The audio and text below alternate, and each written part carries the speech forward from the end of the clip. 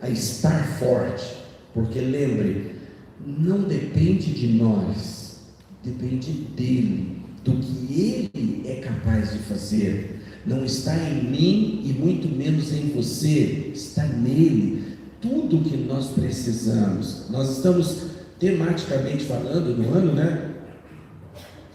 Nós estamos falando sobre realizações.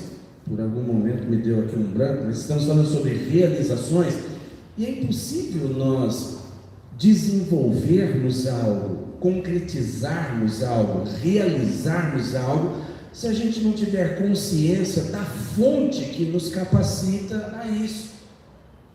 Aí nós vamos gastar tanto tempo, tanta força desnecessária, vamos nos empenhar tanto para não chegar a lugar nenhum. É uma vida de esforço sem alcançar alvos, sem chegar a objetivos. E aí a gente vai longe na vida, no que diz respeito à idade, né? Vai longe em idade, chega lá na frente já cansado, enfadado, saturado, olha para trás e não realizei nada. Não posso dizer que eu tive realizações, que eu construí marcos, que eu fiz coisas, que eu alcancei coisas. Não tenho nada de que eu possa me agradar na minha vida pregressa. E a gente não quer isso. A gente quer chegar num tempo na nossa vida, olhar para trás e falar assim: olha quantas coisas maravilhosas aconteceram na minha vida, quantas realizações eu pude conquistar, eu pude fazer, eu pude construir, eu pude desfrutar. Quantas realizações. A gente quer chegar num tempo, olhar para trás e ver que valeu a pena. Mas escute, para valer a pena, você tem que literalmente ter uma fonte produtiva. E essa fonte produtiva, escute, olha aqui para mim, essa fonte produtiva não é você. Se você depositar a sua esperança, a sua confiança em você, você vai se frustrar lá na frente. Você pode chegar lá, até olhar para trás e ver que uma determinada área da sua vida foi bem sucedida, porque você se empenhou nela. Mas escute, quando você se empenha numa área, você fracassa nas outras, porque você está empenhado naquela área, e para isso você está deixando a desejar em outras áreas. Essa é a nossa capacidade. Eu sou multitarefas, pastor, eu consigo fazer muitas coisas ao mesmo tempo, só que nenhuma delas perfeita, porque essa é a nossa natureza. Escute, a nossa natureza é imperfeita, porque entrou nela uma coisinha chamada pecado, e quando o pecado entrou, a imperfeição, e essa imperfeição não nos ajuda muito a realizarmos coisas boas. Então, se nós quisermos ter boas realizações, nós precisamos buscar numa fonte, e eu digo de novo, que não somos nós.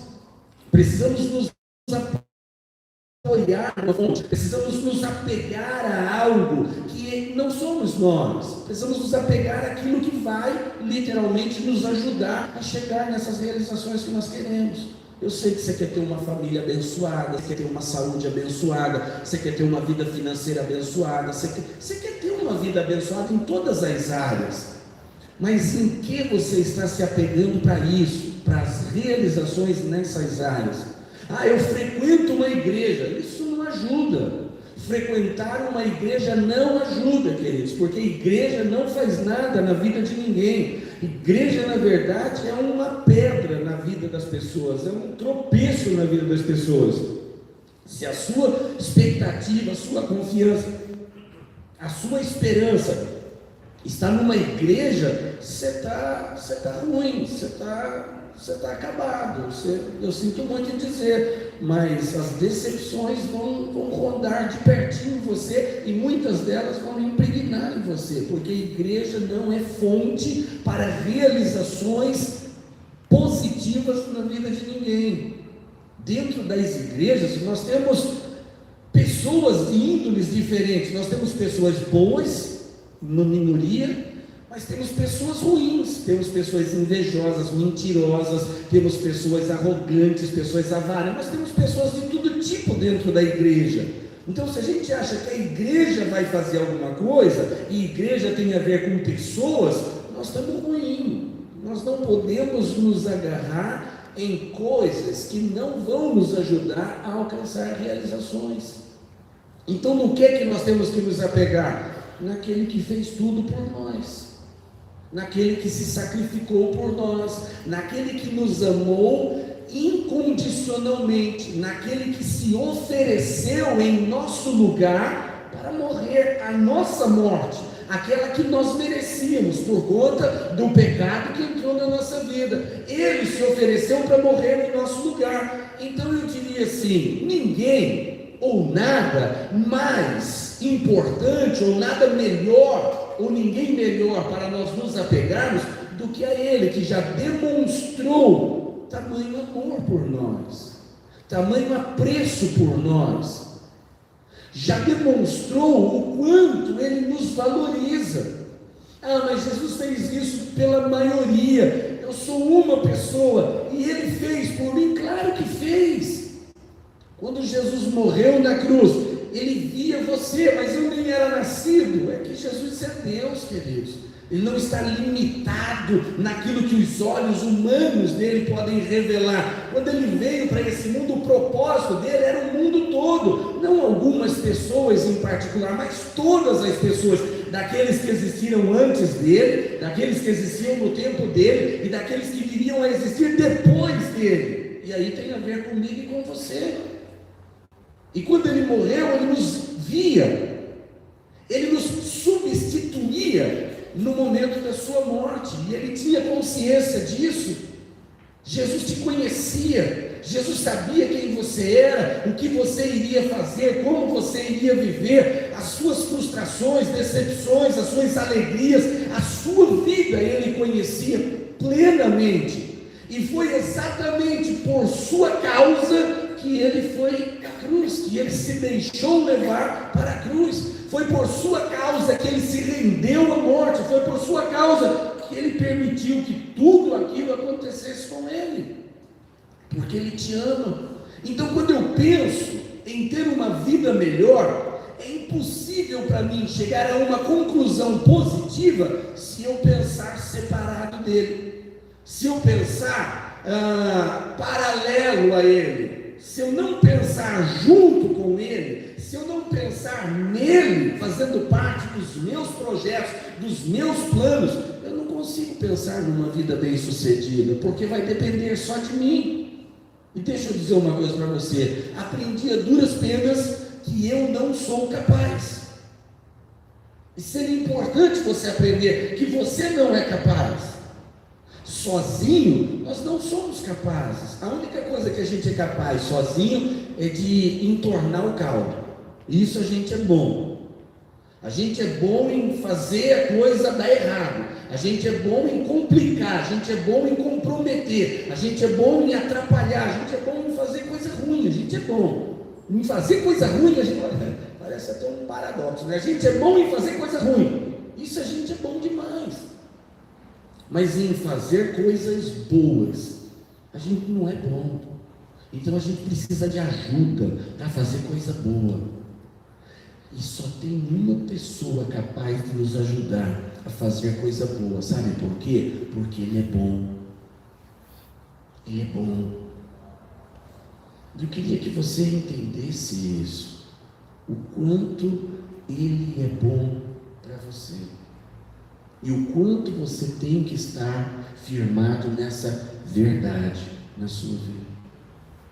Enquanto você confiar em homens, enquanto você confiar em igrejas, em religiões, enquanto você confiar em dinheiro, enquanto confiar em governo, enquanto você confiar em coisas dessa natureza, você está ruim, querido.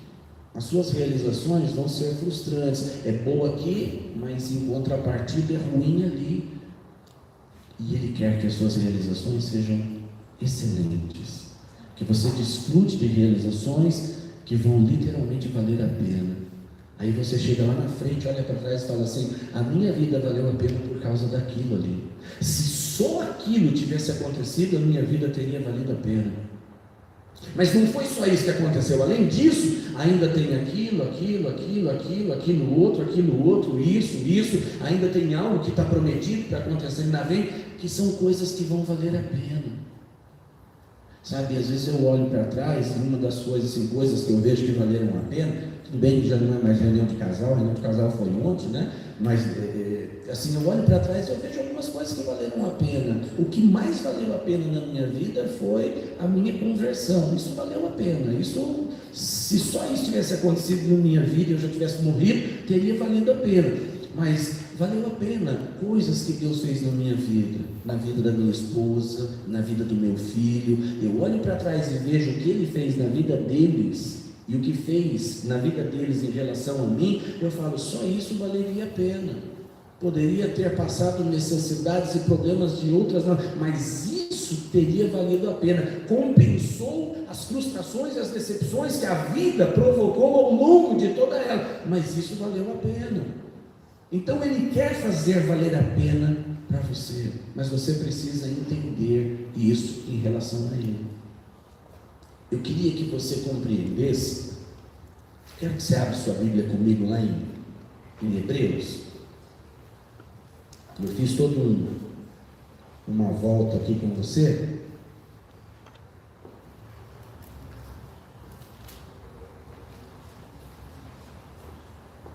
Que eu quero fazer você entender que é Ele, não é você.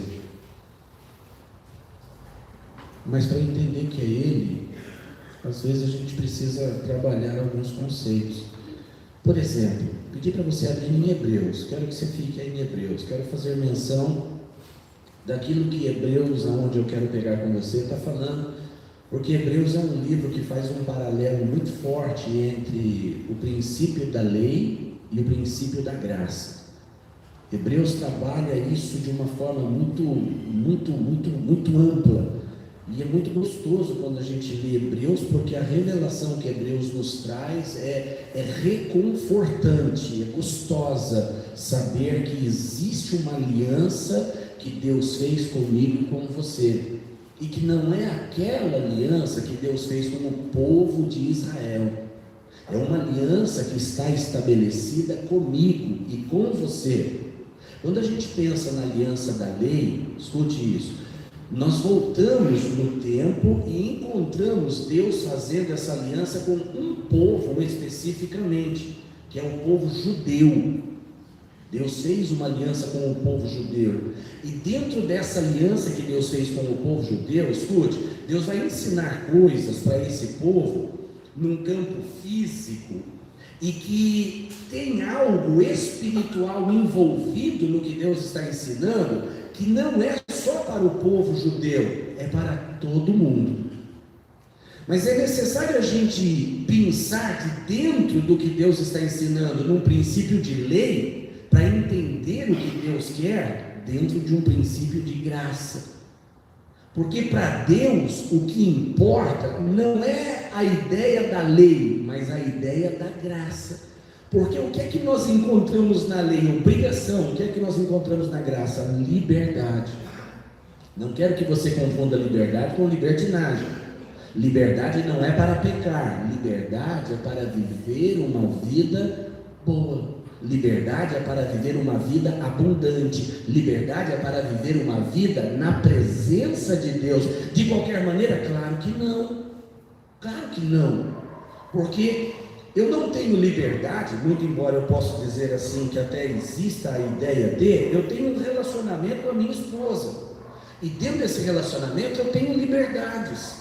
Mas eu tenho que entender que as liberdades que eu tenho dentro desse relacionamento com ela têm limites, porque se eu passar desses limites, eu não agrado, eu decepciono. Embora exista uma liberdade, essa liberdade impõe limites de consciência. Por quê? Porque eu sei que se eu ultrapassar os limites da liberdade que eu tenho com ela, eu vou decepcioná-la, e decepcionando ela, que tipo de relacionamento a gente constrói a partir daí? A partir do momento que um decepciona o outro, que tipo de relacionamento se desenvolve aí? Então nós temos que entender que com Deus nós temos liberdade para desenvolver com Ele um relacionamento, mas eu também preciso ter em mente que essa liberdade impõe limites para que eu não o decepcione. Eu não tenho liberdade para afrontar Deus.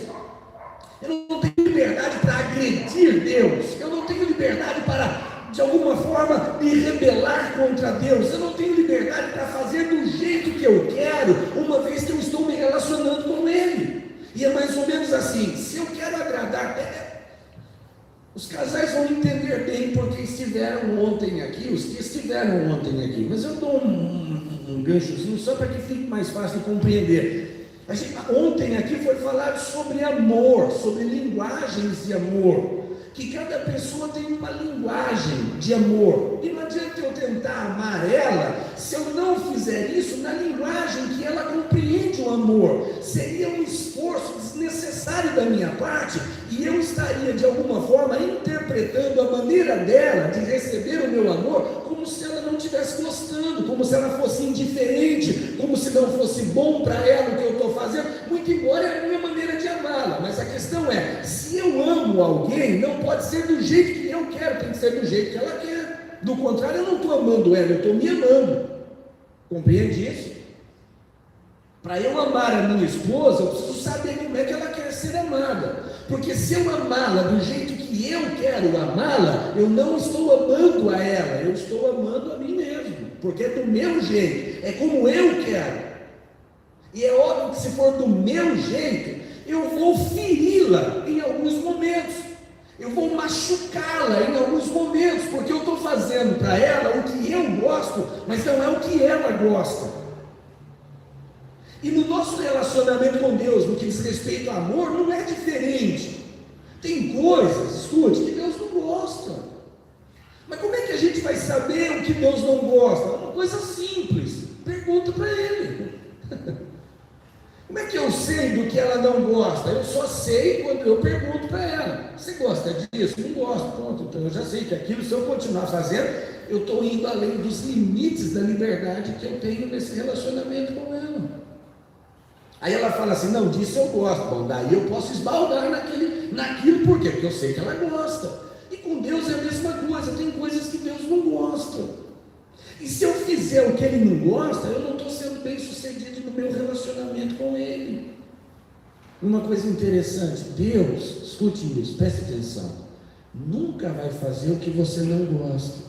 Sabe por quê? Porque Ele te ama. E Ele, diferente de você, sabe do que você gosta e do que você não gosta, Ele sabe. Mas é interessante que mesmo sabendo, às vezes Ele gosta de saber a partir do seu ponto de vista. Ele sabe do que você gosta e do que você não gosta, mas quando você fala, é melhor para Ele. Por quê? Porque isso permite que você tenha com Ele um relacionamento. Mas aí é interessante você também perguntar para Ele: Deus, do que o Senhor não gosta? Muito embora, é muito simples da gente saber do que Deus não gosta. Mas às vezes é importante, porque às vezes a gente acha que existem algumas coisas que são legais, mas que no aspecto ético-moral, não é. Para a gente parece que é, mas em alguns aspectos não é. E aí você vai perguntar, Deus vai falar para você. Sabe por quê? Porque Deus fala. Escute, alô? Você consegue me ouvir? Consegue? Que bom. Deus fala também. Deus fala de muitas maneiras, de muitas formas, como por exemplo, você está me ouvindo? Está me ouvindo? Tem muita coisa de Deus fluindo através do que eu estou lhe falando. De alguma forma, Deus está falando com você também. Tudo depende do quanto você está disposto a ouvir Deus falar com você. Então nós precisamos entender, eu tenho com Ele um relacionamento, e esse relacionamento é construído e baseado em limites de uma liberdade. Tenho liberdade plena, mas eu preciso entender que às vezes eu posso ultrapassar os limites dessa liberdade, e isso pode fazer muito mal no nosso relacionamento. E aí assim, quando eu firo, mas tudo bem, você entendeu, né? Quando eu faço algo que fere Deus, escute, Deus não vai me desprezar por isso. Ele não vai virar as costas para mim por isso. E às vezes é isso que a gente tem em mente. Fiz algo que Deus não gosta, Deus ficou bicudo, emborrado, virou as costas para mim e me desprezou. E não está nem aí comigo mais.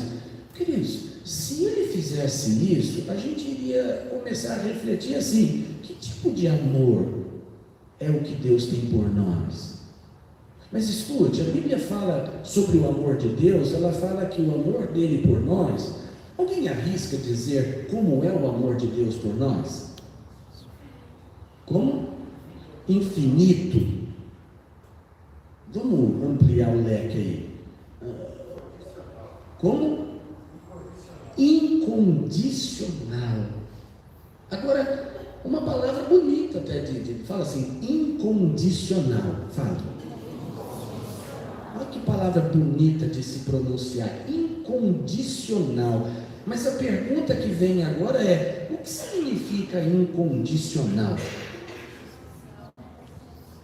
Como alguém falou aqui? Não existe, ou seja, independente dele, ele continua amando? Seria mais ou menos isso? Valeu, Mayara. Mayara nos respondeu o que a gente precisa saber. Não importa o que você fez, escute, não importa o que você faz, ou o que você deixou de fazer, ele continua te amando. Você entendeu? Não importa o que você fez, o que você faz ou deixou de fazer, ele continua te amando.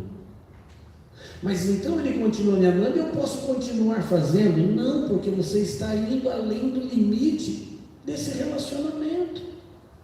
Agora, o que nós precisamos compreender é que esse amor dele por nós não nos dá, ou não é um tipo de amor que assim, puxa, eu fiz algo que eu sei que Deus está desagradado porque eu estou mal, a minha consciência pesou, eu fiquei super mal com o que eu fiz ou com o que eu deixei de fazer, eu estou ruim, eu fiquei angustiado, eu fiquei chateado porque eu fiz algo ruim. Às vezes a gente chega numa situação dessa, sim ou não? Você já fez algo que logo depois de ter feito, você pôs a mão na consciência e falou: nosso peso está insuportável, foi ruim, o que eu fiz foi pesar. É verdade que na maioria das vezes a gente não dá o braço a torcer, sim ou não?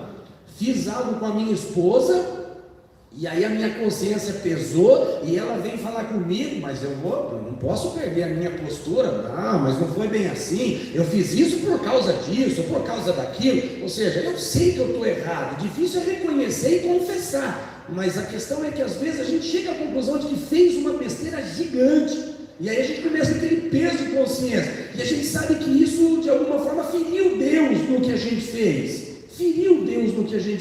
a questão é que quando a gente chega a essa consciência, a essa conclusão, a nossa tendência, escute, a nossa tendência é começar a se afastar de Deus.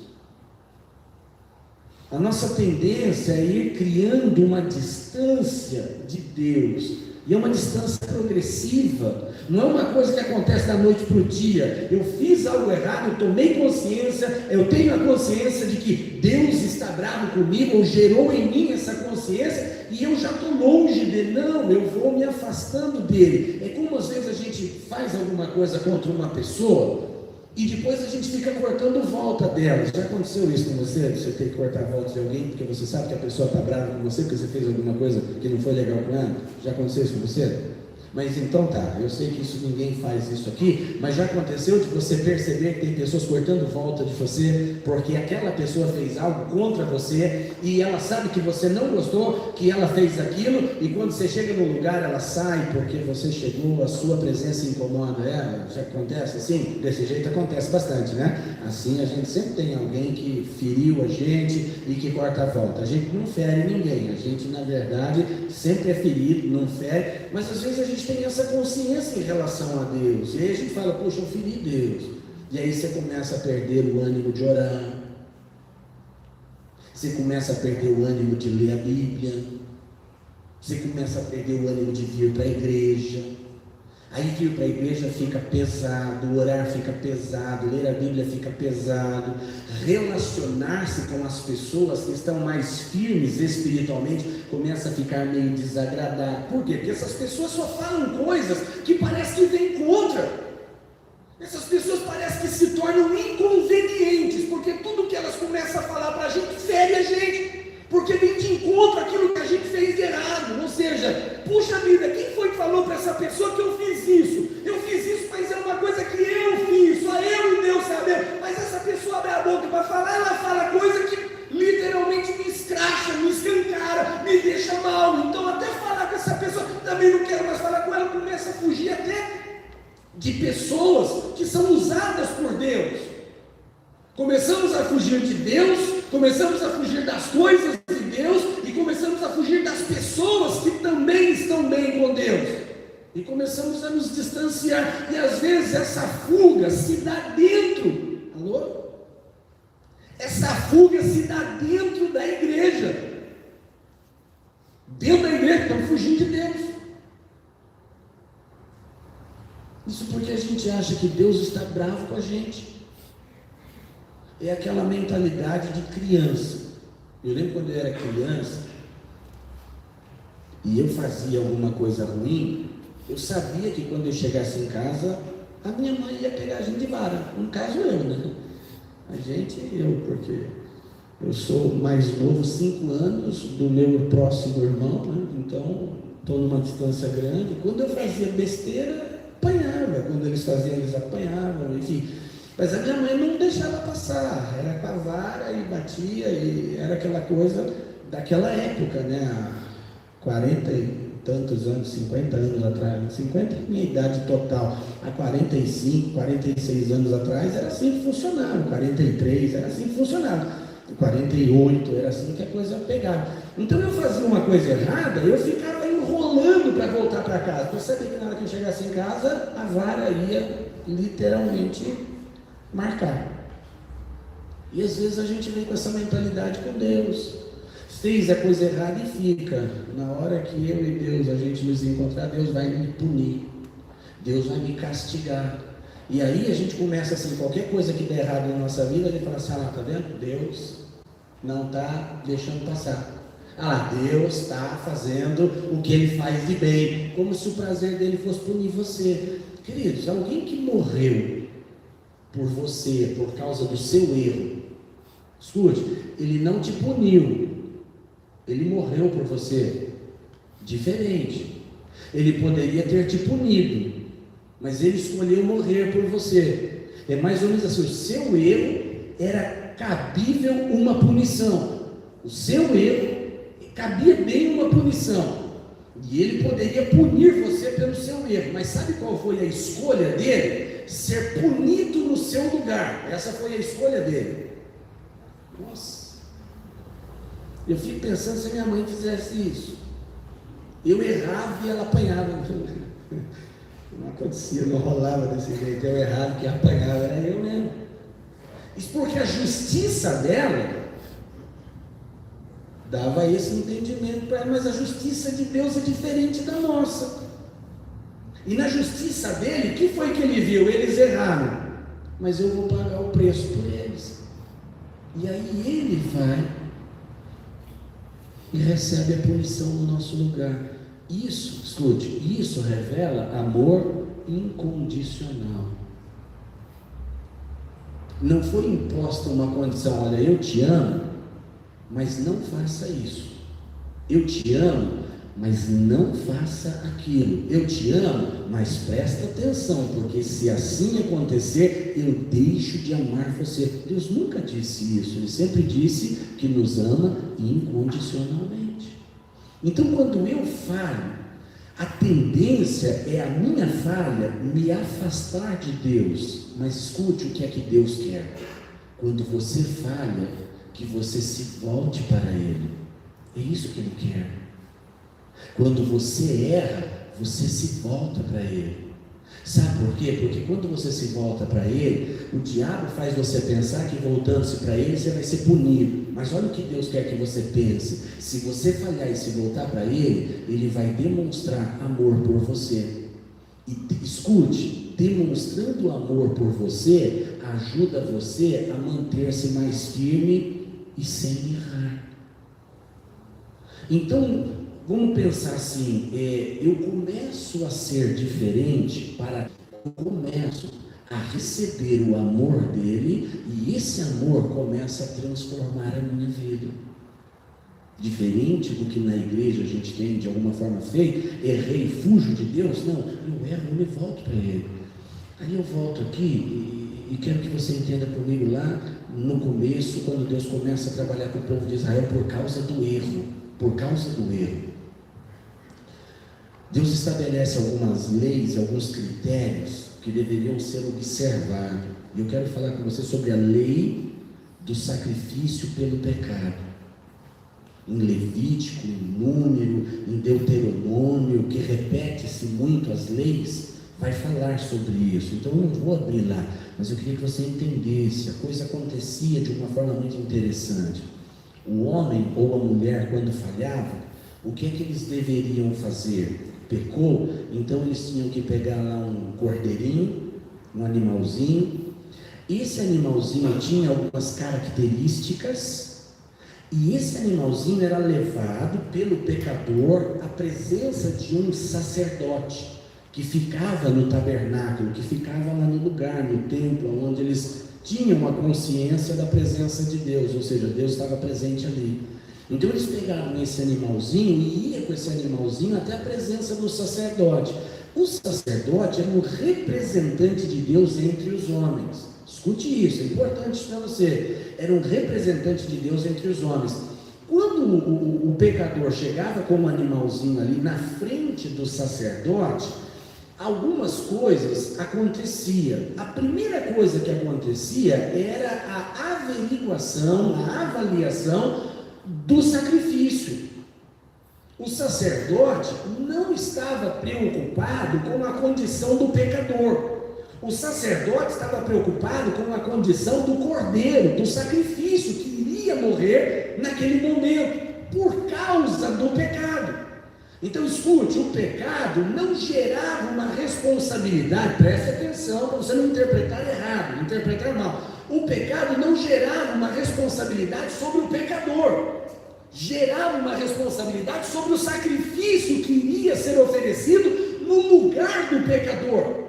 Então era o cordeirinho que ia ser avaliado. Então o sacerdote pegava o cordeirinho da mão do pecador e começava a investigar o cordeirinho. Ele tinha que ser macho, ele tinha que ter 1 ano, ele tinha que ser sem mancha.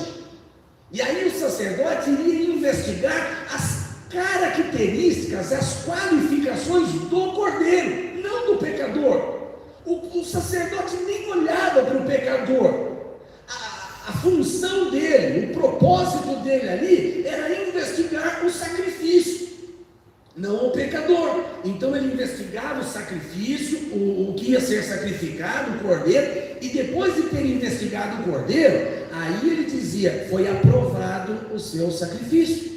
Aí o que o pecador fazia? O pecador impunha as mãos sobre a cabeça do cordeirinho e confessava o seu pecado, o pecado que o trouxe até aquele lugar, o pecado que fez com que ele trouxesse o cordeiro até a presença do sacerdote. Na medida que ele fazia a confissão, simbolicamente falando, é como se o pecado que estava dentro dele fosse transferido para dentro do cordeiro.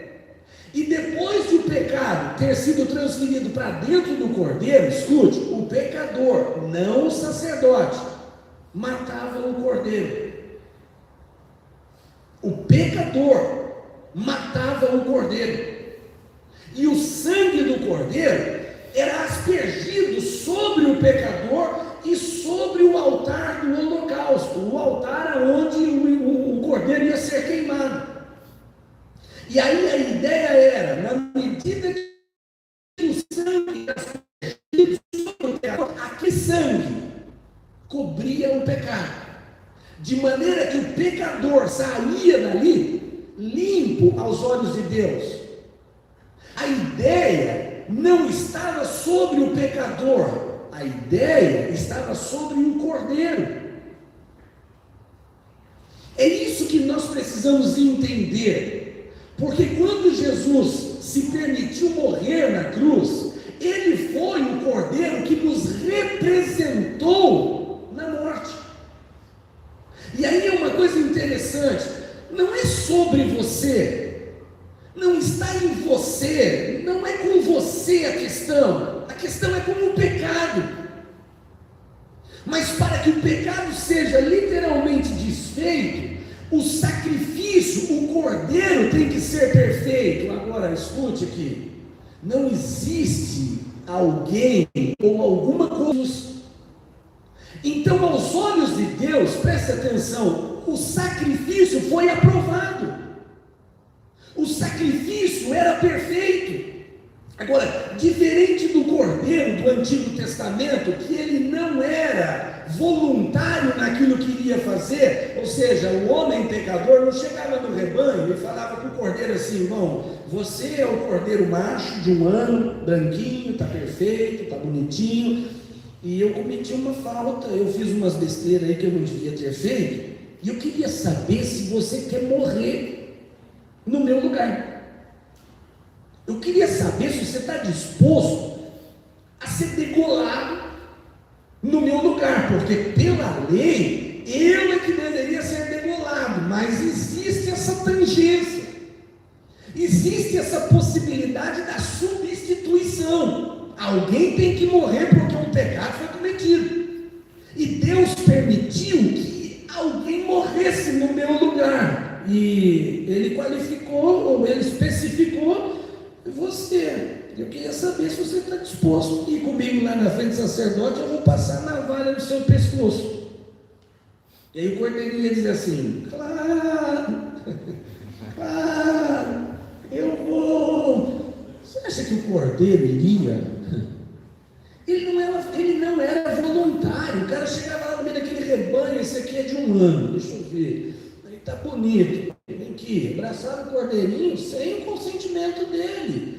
Ele era sacrificado inconscientemente pelo pecado de uma outra pessoa. Agora, em Jesus, escute, Jesus não foi inocente para a cruz, ele não foi inconsciente para a cruz, ele sabia por que ele estava indo. É por isso que o sacrifício dele é permanente. Ele era perfeito, sem pecado, imaculado, e ele era consciente do que ele estava fazendo. É por isso que a Bíblia diz que o sacrifício dele é permanente. Eu queria pedir para você abrir em Hebreus aí, né? E nem li, só para a gente pegar Hebreus capítulo 10, só vou ler um versículo no capítulo 10, depois quero ir para o capítulo 9, que diz assim, só para embasar o que eu estou lhe falando. Porque tendo a lei, Hebreus 10, diz assim, versículo 1, porque tendo a lei a sombra dos bens futuros, e não a imagem exata das coisas. Só queria ter aqui, porque tendo a lei a sombra dos bens futuros e não a imagem exata das coisas, ou seja, a lei ela apresentava algo que precisava ser interpretado, mas ela está falando sobre algo futuro. Agora, se você pegar o capítulo 9, versículo 11, capítulo 9, versículo 11, vai dizer assim, mas vindo Cristo, o sumo sacerdote dos bens futuros, ou seja, se a gente comparar o que diz aqui o capítulo 10, versículo 1, porque tendo a lei a sombra dos bens futuros, e não a imagem exata das coisas, e depois a gente pega aqui, mas vindo Cristo, sumo sacerdote dos bens futuros, então nós chegamos no tempo em que a lei estava de alguma forma apontando lá na frente, e aí vem Jesus, que é aquilo para quem a lei estava apontando. Vai dizer assim, por um maior e mais perfeito tabernáculo, não feito por mãos, isso é, não desta criação, nem por sangue de bodes e bezerros, mas por seu próprio sangue, entrou uma vez no santuário, havendo efetuado uma eterna redenção, ou seja, o sacrifício de Jesus para sempre. Por quê? Porque ele era perfeito. Ele era perfeito. E aí diz assim, de touros e bodes e a cinza de uma novilha esparzida sobre os imundos os santificam quanto à purificação da carne, muito mais o sangue de Cristo pelo Espírito Eterno se ofereceu a si mesmo imaculado a Deus, purificará a vossa consciência das obras mortas para servirdes ao Deus vivo. Ou seja, o escritor de Deus está dizendo assim, se naquela época o sacrifício de um animal era capaz de perdoar ou de alguma forma cumprir o pecado de um pecador, quanto mais o sangue de Jesus, um cordeiro perfeito que se ofereceu a si mesmo, imaculado, o sangue dele é eterno, porque o cordeiro morria e acabava, morreram. Animais não são imortais, morreu, acabou. Eles são compostos de um aspecto psíquico e um corpo físico. Diferente do ser humano, que é espírito, alma e corpo. O que é imortal em nós é o nosso espírito. A nossa alma só sobrevive por causa do espírito, mas o nosso corpo é temporal. Os animais, eles são temporais, porque não vou entrar nos méritos da questão, nos detalhes, mas é uma característica, uma espécie de alma e um corpo físico. Morreu, acabou. Aí vai para o paraíso dos cachorrinhos. Não existe o paraíso dos cachorrinhos. Puxa, decepcionei você, que gosta tanto de animal e que acredita muito que existe o céu dos cachorrinhos, dos gatinhos, dos cavalinhos. Não existe, queridos. Deus não fez. E não fez por quê? Porque animal, ele é um ser temporal. O ser humano é imortal, Deus é eterno. A diferença está nisso, mas é imortal por causa do seu espírito. A questão é que Jesus, ele é eterno. Ele sempre existiu, existe e sempre existirá. E o sangue dele tem o mesmo poder da sua existência. É eterno.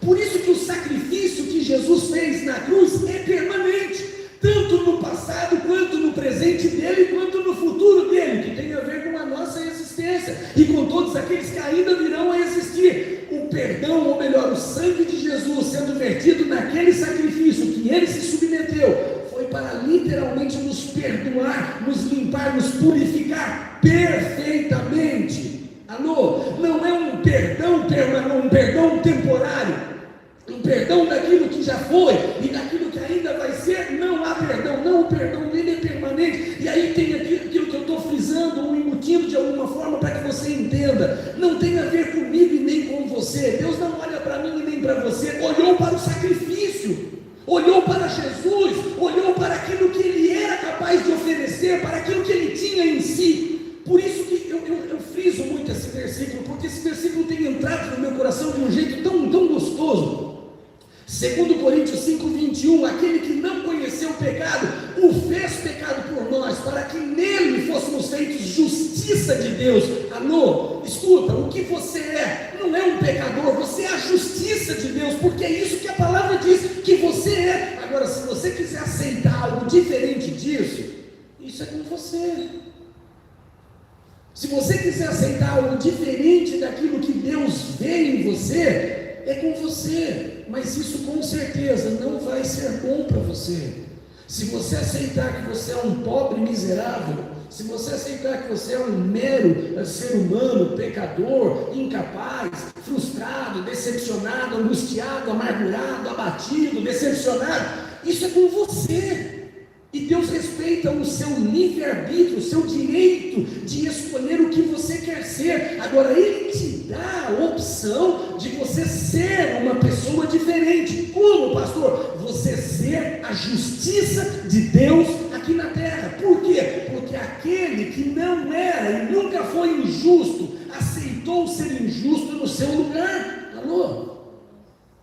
Aquele que não conheceu o pecado, aceitou ser taxado como pecador, submeteu-se ao pecado que era seu e meu. Se ele pôde aceitar o meu e o seu pecado, ele também pode nos dar a justiça que é dele. E isso é fé. Isso é fé. E não tem a ver comigo, e nem tem a ver com você, tem a ver com ele. E quando Deus aceitou o sacrifício dele, então o perdão de Deus foi liberado sobre a minha vida e sobre a sua vida. Bom, então se agora eu estou perdoado, eu não tenho mais pecado, eu posso viver pecando. Alto lá, volto no que eu falei lá no começo. A liberdade do nosso relacionamento tem limite. E se eu o amo, eu não vou dar condição para mim mesmo de fazer aquilo que está acima da minha liberdade nesse relacionamento. É isso que as pessoas não entendem no contexto da graça. A graça literalmente apagou o pecado da sua existência. A graça literalmente baniu o pecado da sua vida. Até mesmo aquele que você ainda pode praticar, ela já apagou o pecado da sua vida. Aí as pessoas caem nesse erro. Então, se não existe mais o pecado, para quem está em Jesus, eu posso continuar pecando. Cuidado, Você está entendendo errado o propósito do sacrifício de Jesus por você. Agora, o que eu quero que fique na sua mente é: quando você errar, você não tem mais que fugir de Deus. Sabe por quê? Porque mesmo que você erre, Ele ainda te ama incondicionalmente. Sabe por quê? Porque o sacrifício que foi oferecido por você agradou a Deus. Tem um versículo que eu não lembro onde está agora, mas que ele fala assim, que nós nos tornamos agradáveis a Deus no amado. E quando a Bíblia menciona o amado, está falando de Jesus. Nós nos tornamos agradáveis a Deus em Jesus. Como? Pelo sacrifício dele, pela morte dele, por aquilo que ele fez. Nós nos tornamos agradáveis. Então é mais ou menos assim: eu cometi uma falta, a minha mente quer me fazer pensar que Deus está bravo comigo. Como que é uma expressão de alguém bravo? Faz aí, quando alguém está bravo, como é que ele fica? Não é assim não. Eu falo bravo, você... não é assim, não é bravo. Se assim fosse bravo, Jesus amado. Uma pessoa brava fica como? Agora já está, algumas pessoas já estão... E a gente tem a sensação de que Deus está olhando para a gente assim, ó. E a sensação de que a qualquer momento alguma coisa vai acontecer. Desculpa, essa escapou. A gente tem a sensação de que alguma coisa vai acontecer e que nós vamos ter um problema grave. O que eu fiz? Judiei da criancinha, assustei até o bebezinho. Perdão, mãe. Eu nem lembrei da criancinha. Mas tem algumas pessoas assim que vai virando aí então. Perdi onde eu estava aí. A gente tem a sensação de que alguma coisa ruim vai acontecer com a gente. Escute, quando você peca, o amor de Deus por você não muda. Sabe por quê? Porque o amor dele ainda é o mesmo por você. Como é que é o amor dele? Não existe uma condição que mude o que Deus sente por você, o que Deus tem por você. Não existe uma condição. Mas eu errei. O fato de você ter errado não muda a maneira como Deus olha para você. Sabe por quê? Vou repetir. Não tem a ver com você. Tem a ver com o sacrifício que foi feito por você. Tem a ver com Jesus. Tem a ver com Jesus. Tem um videozinho, está no jeito aí. Esse videozinho ilustra bem o que eu acabei de falar e eu queria que você olhasse. Eu encerro aqui com esse, olha, o ritual do sacrifício no tabernáculo.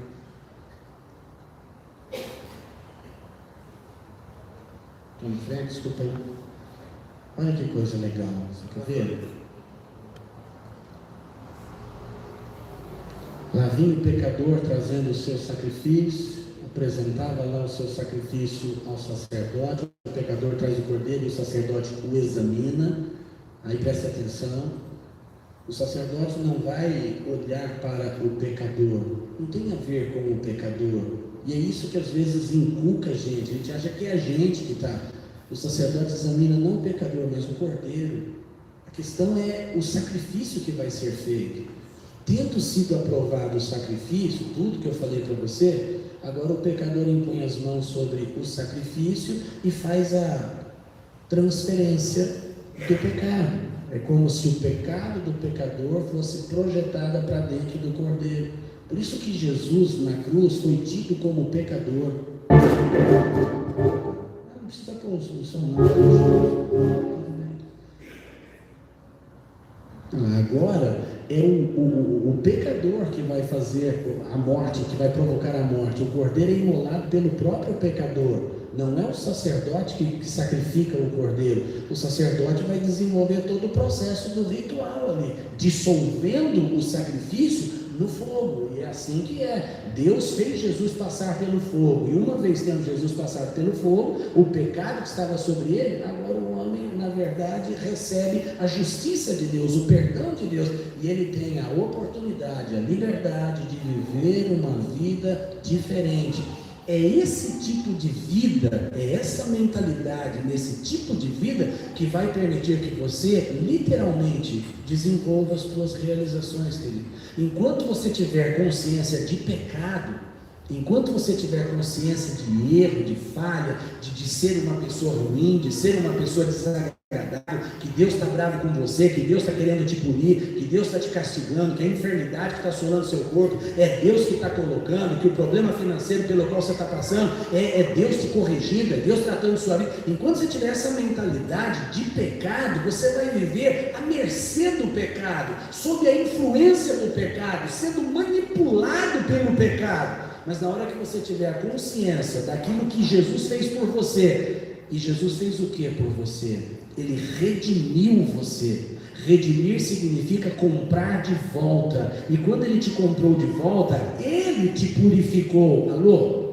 Ele te purificou. Se você prestar atenção no que nós lemos aqui em Hebreus, o sangue do animal, a cinza, é que purifica o pecador. O pecador não é purificado por uma mudança de conduta, de comportamento. É purificado, aos olhos de Deus, por aquilo que é jogado sobre ele. E não é diferente, a lei não é a expressão exata da coisa, mas a sombra de alguma coisa que nós vamos compreender. E o que nós temos que compreender? Que quando Jesus se sacrificou e agora Ele vem morar em nós, essa presença dEle na nossa vida é que nos ajuda a desenvolver uma vida melhor. Como é que eu consigo vencer as minhas fraquezas, as minhas frustrações, as minhas decepções? Não é numa luta que eu travo comigo mesmo, é numa aproximação que eu desenvolvo com Jesus. Quando eu me aproximo de Jesus, a presença dEle é que me capacita a vencer as minhas fraquezas. Se você está lutando contra as suas fraquezas e não consegue vencer, deixa eu te dizer, é porque você está longe de Jesus. Se você se aproxima dEle, você vence as suas fraquezas, porque é Ele que te capacita, não é você que tem força. Às vezes a gente vê pessoas que falam assim, quando eu conseguir melhorar a minha vida, eu volto para Jesus. Infelizmente não vai voltar nunca. Não vai voltar nunca, porque ela vai sofrer sempre altos e baixos. Tem um momento que ela vai sentir que está bem, mas logo em seguida ela vai sentir que está mal. E quando ela está bem, ela vem para Jesus. Quando ela está mal, ela sai da presença de Jesus. Queridos, não é assim que funciona. Atrai Jesus, traz Jesus, se aproxima de Jesus e Ele sustenta você. Se aproxima dEle, Ele capacita você. Chega perto dEle, Ele purifica você, Ele limpa você, Ele muda a sua consciência. Lembra que para experimentarmos a boa e perfeita vontade de Deus, nós precisamos ser transformados na nossa consciência. Não vos conformeis com esse mundo, mas transformai-vos pela renovação do nosso entendimento, para que experimenteis qual seja a boa, perfeita e agradável vontade de Deus. Na medida que você se aproxima de Jesus, a sua consciência é transformada. Essa transformação é que faz com que você tenha condição de vencer as suas fraquezas. Pastor, eu tenho uma fraqueza, eu não aguento, eu vejo pornografia, eu me masturbo. Eu tenho uma fraqueza, eu não posso ver uma coisinha dando sopa que eu subtraio, eu roubo, eu furto. Eu tenho uma fraqueza, eu sou violento. Aqui na igreja eu trato bem a minha esposa, lá em casa eu desço o porrete nela. Eu sou violento, eu bato nos meus filhos, assim, mas de bater mesmo, de marcar. Depois eu ponho roupinha comprida para esconder as marcas. Eu sou uma pessoa, eu sou uma pessoa ruim e não consigo vencer o luto, mas eu não consigo vencer. Pastor, eu não aguento, eu tenho um vício, a vida toda eu luto contra esse vício, mas eu não consigo vencer esse vício. Você não consegue porque você é incapaz. Eu falei isso no começo. Se você confia em você, você está arruinado. Você não tem condição de superar as suas deficiências. Se você quer vencer, você precisa se aproximar de alguém que vai fazer acontecer na sua vida. Você precisa se aproximar de Jesus. Ele é aquilo que vai permitir que você tenha realizações poderosas e positivas na sua vida. Mas você precisa se aproximar dele. Chega pertinho de Jesus, começa a conhecer melhor quem é Jesus. E chega pertinho de Jesus, cá entre nós, não é vir à igreja somente. O somente porque quando a gente fala assim, as pessoas falam assim, então eu não preciso vir na igreja. Não, você precisa vir, porque a igreja te ajuda. E tem uma coisa interessante lá no Salmo. Salmo é lei, ok? mas a gente interpreta o que é lei para a gente entender melhor a coisa, não é a expressão exata da coisa. Bom é que os irmãos vivam em união, porque ali Deus derrama vida e bênção para sempre. Vivam em união, juntos, recebendo alimento, crescendo, se fortalecendo. Ali Deus derrama vida e bênção para sempre. Nós precisamos sim estar aqui, juntos, fortalecendo, se ajudando um ao outro, exercitando o que Jesus nos ensina. Porque escute, para eu fechar, eu vou encerrar agora não, né? Vou falar uma coisa para poder encerrar.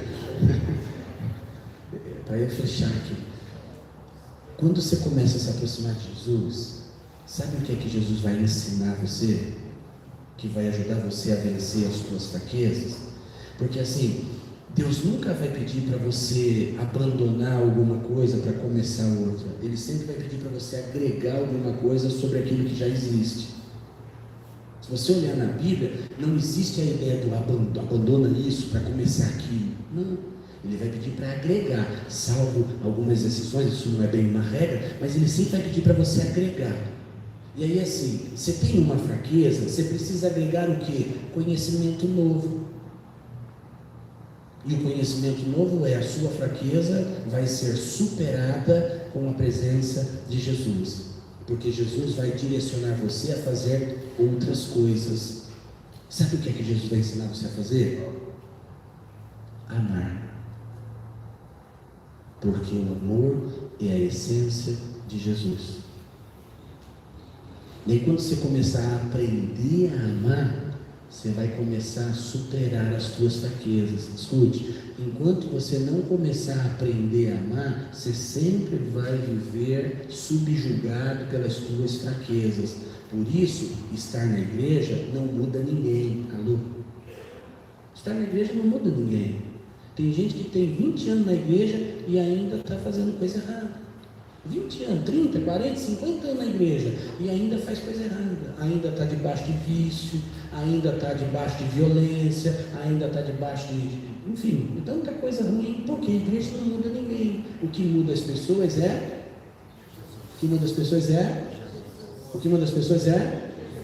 aproxima dele, ele te ensina o que você tem que fazer, e quando você souber o que você tem que fazer, você vai deixar de fazer o que você não deve fazer.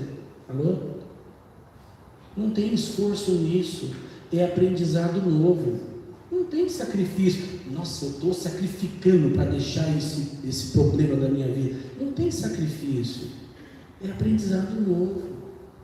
Não vos conforme com esse mundo, mas sejam transformados pela renovação do vosso entendimento. Aí você experimenta a boa vontade de Deus. A realização que você quer, quero ser realizado na minha vida financeira, vai ter. Quero ser realizado na minha saúde, vai ser. Quero ser realizado na minha família, vai ser. Quero ser realizado na vida profissional, vai ser. Quero ser realizado nisso, naquilo, vai ser. Alô? Você não entendeu? Você entendeu? Quer ser realizado? Chega perto de Jesus. Vou pedir para você ficar em pé. Eu queria tanto cantar um cântico, mas não vai dar tempo de eu cantar o cântico que eu queria. Mas enquanto eu faço os finalmente assim, tem aquele cântico que fala assim: nunca foi sobre nós, bem sobre o que podemos fazer. É tudo sobre você, é tudo para você, Jesus. Ah, como Ele é bom. Diz assim: é tudo sobre Ele, não é nada sobre eu. Não, diz assim: é tudo sobre Ele. É tudo sobre Ele. Não é nada sobre eu. Não é nada sobre eu. Não é nada sobre você. Não é o que você pode ou não pode fazer. Não é o que você fez ou o que você deixou de fazer. É Ele. É Ele.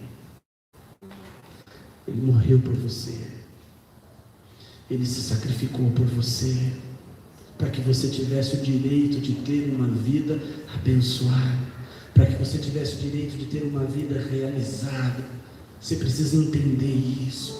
Você precisa deixar isso entrar no seu coração, entrar na sua mente. O que você precisa, Ele tem para você. O que você quer, Ele pode te dar. O que você quer alcançar, Ele já conquistou para você. Ele já fez tudo por você, Ele já fez por você, só depende de você. Se você escolher não ter isso, Ele respeita. Se você escolher viver uma vida miserável, Ele respeita você. Ele não é intruso, Ele não é agressivo, Ele não é violento. Se você disser, Jesus, eu quero ser miserável, Ele vai deixar você ser miserável, porque é a sua escolha e Ele respeita ela. Mas se você disser, Jesus, eu não aguento mais ser miserável, eu quero viver uma vida melhor, a tua palavra diz, o diabo veio para roubar, matar e destruir, mas você veio para me dar vida e vida com abundância, e eu quero a vida abundante. Ele quer dar isso para você, Ele tem isso preparado para você, Ele já conquistou isso para você, Ele já fez tudo para que você tivesse o direito. O caminho que te leva a tudo isso já foi aberto no sacrifício dele. Se você quiser, Ele pode te dar. Se você quiser, Ele pode te dar. Se Jesus, eu quero só que a minha vida faça sentido, Ele vai fazer sentido em você. Ele vai fazer. Pastor, eu quero saber o porquê que eu existo. Se você se aproximar dEle, você vai entender o porquê você existe. Você existe para amar. É para isso que você existe. Porque foi para isso que Ele morreu, para que você aprendesse a amar e para que você pudesse receber amor. Foi para isso, e até hoje nós ainda não conseguimos entender bem isso, mas Ele quer que você receba.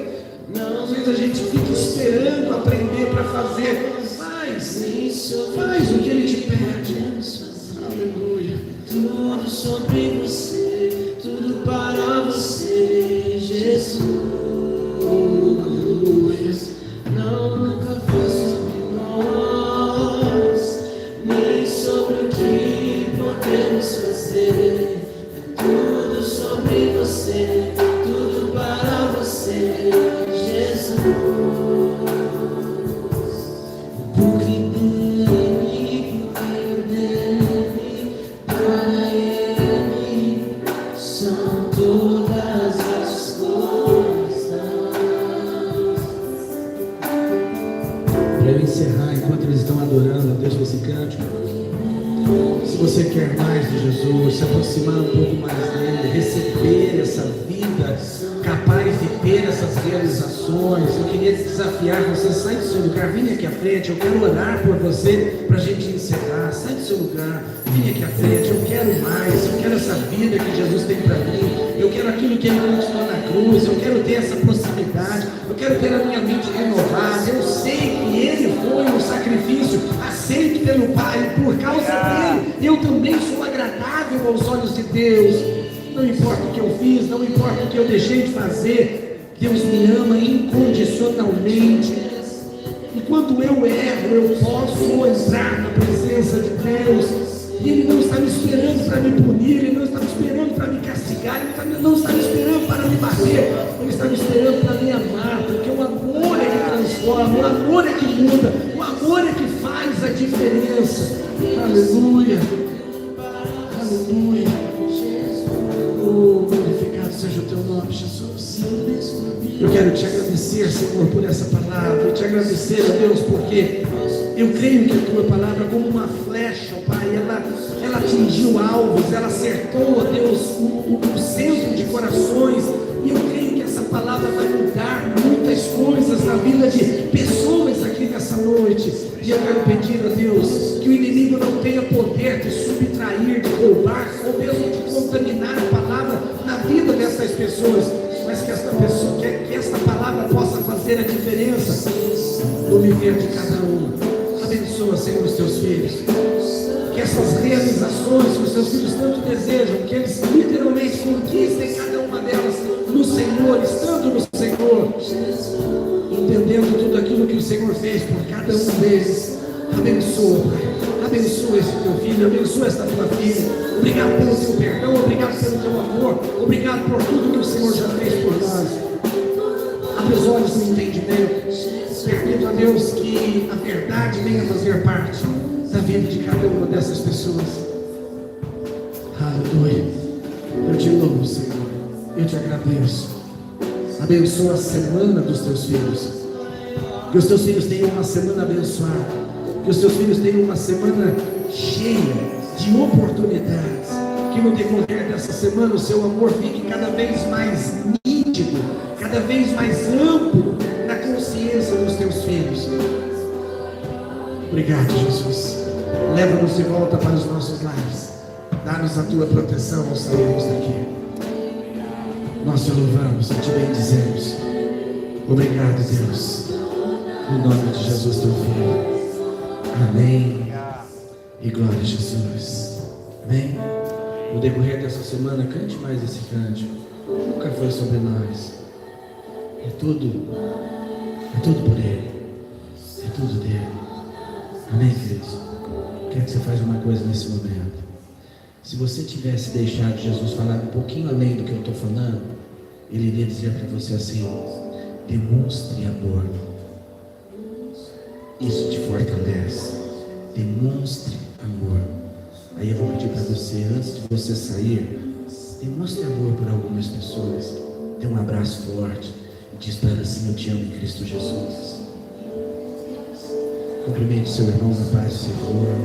Que Deus abençoe a todos vocês. Quarta-feira, às 19h30. Não deixe de comparecer. Deus tem algo para a sua vida também na quarta-feira. Que Deus abençoe a todos vocês. Podemos fazer tudo sobre você, tudo para você, Jesus. Você é santo, santo, santo, tudo sobre você, tudo para você, Jesus.